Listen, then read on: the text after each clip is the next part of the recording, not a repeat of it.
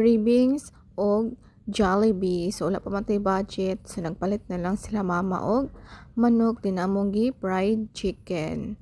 Diba? So muna akong papa. So ingani lang ninaw sa kong papa no, pero nagkauyab ni sa og Chinese sa ulitaw pa.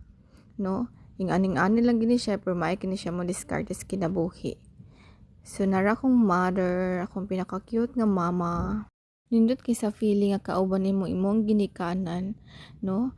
Labi nang makabot nimo imuhang mga pangandoy sa kinabuhi, no?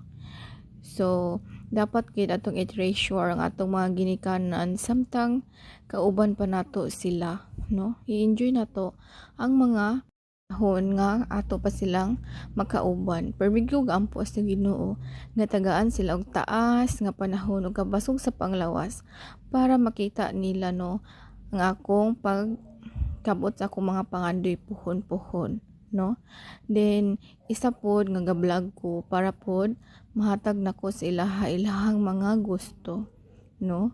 Unta kaloyan sa Ginoo ni akong pag-vlog para pod tay daghan matabangan.